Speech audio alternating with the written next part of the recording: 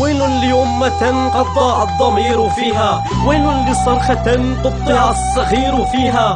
ويلكم وويحكم وتبا لكم بقطع رأس طفل كيف سخيتم. نعم مات الضمير قتلا بأيديكم. أما كفاكم قتلا وسفكا للدماء، أما كفاكم جهلا وتهجير الأبرياء. نعم من عنفكم لقد أصبنا باستياء. أطفال بلادي بصوت عم تنادي يا ربي ليش أهلي صاروا تحت الأراضي. بدي أرجع طفل صغير وبالي فاضي. مو نحنا يلي كنا نقول إنه الشعب إيد وحدة. ليكو كيف تخلينا عن بعض بوقت الشدة. صار الشاطر فينا يلي بده يطعن الظهر التاني.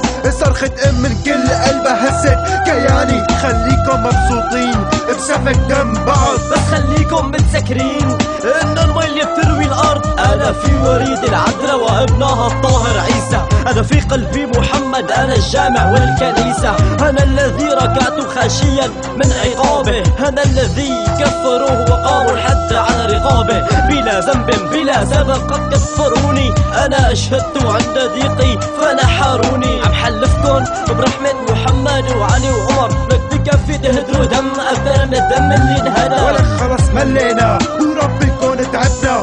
كيف بترضوا انه عم تشوف دم ابنها. بكرة التاريخ بيكتب كل شي صار فينا. رح يكتب انه الوطن انجرح ولجرحه ما اهتمينا. رح يكتب انه بعز المحنة تاركنا ومشينا. رح يكتب انه على حدود كتبنا اسامينا. تركناها للذكرى عامل نرجع بكرة. لكن من اول شهر من راسنا شلنا الفكرة. تعلقنا بالغربة الخبيثة ونسينا الذكرى. يا طفل فخ اخوك، يا طفل ظلموك، يا طفل من ضمنة امك قبل ما تموت حرموك. يا طفل عاطى الروس بالمخيم علموك. شو حملت يا طفل ولسه تنقتل.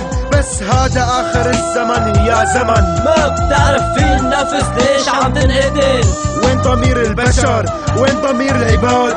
طفلة بعمر الورد بعدوها للجهاد. بدل ما تروح ع مدرستها صارت تفهم بالعتاد. لا بكتاب الله انذكرت ولا قالوها الأجداد.